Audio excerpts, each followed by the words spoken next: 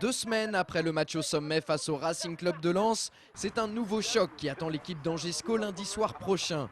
En match décalé de la 28e journée de Ligue 2, les hommes de Jean-Louis Garcia, deuxième au classement avec 46 points, se déplacent chez le 3e Strasbourg qui possède le même nombre de points mais qui bénéficie d'une moins bonne différence de but. Vous l'aurez donc compris, cette rencontre est capitale pour les Angevins. Mais il ne s'agit pas pour autant d'un match coup près dans la course à la montée en Ligue 1.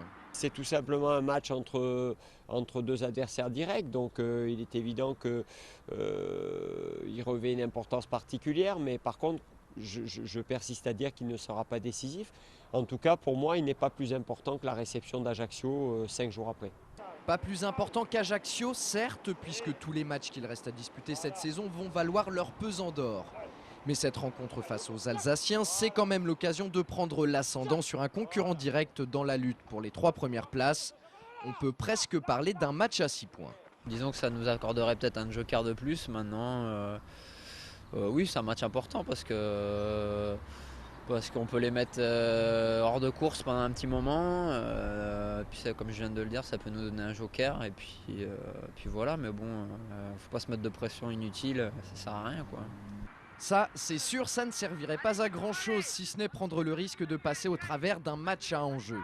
Et puis lundi soir, la pression sera bien évidemment sur les épaules des Strasbourgeois qui, contrairement aux scoïstes, ont annoncé avant le début du championnat que leur objectif était de remonter en Ligue 1 à l'issue de cette saison.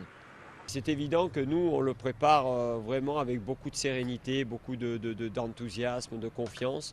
On va là-bas pour faire un exploit, alors qu'eux, ils sont déjà dans une obligation d'écarter un prétendant en étant à domicile, avec des objectifs de montée qui sont annoncés. Donc c'est vrai que l'enjeu est fort et la pression peut être forte sur ces joueurs-là. C'est tout le contraire de l'approche du match concernant mes joueurs. Donc on n'est pas dans cette situation-là de stress mental. En même temps, Angers joue lundi soir, soit 3 jours après Metz et Montpellier, ses 2 autres principaux concurrents directs.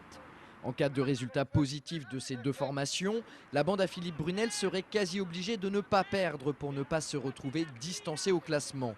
Mais là encore, le technicien angevin botte en touche. Ce qui l'intéresse, c'est son équipe et rien d'autre.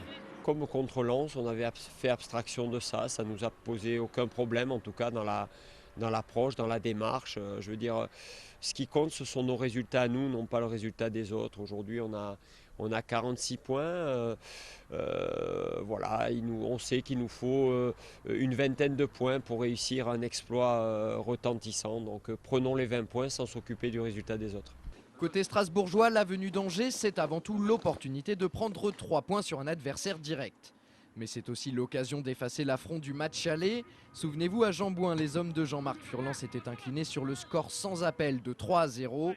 Cette fois-ci, les Alsaciens comptent bien inverser la tendance, même si le SCO est une équipe qu'ils redoutent particulièrement, surtout à l'extérieur. C'est une équipe qui attend et qui contre, mais ça a des joueurs très techniques qui vont très vite. Donc voilà, on ne sera pas en tous les cas surpris par rapport à ça, parce qu'on les a vus au match aller. Et s'ils sont là, c'est tout sauf le hasard. Donc voilà, ça sera un gros match. Et justement, pour votre plus grand bonheur, ce gros match sera rediffusé en intégralité sur Angers 7 le mercredi 25 mars, ainsi que le jeudi 26.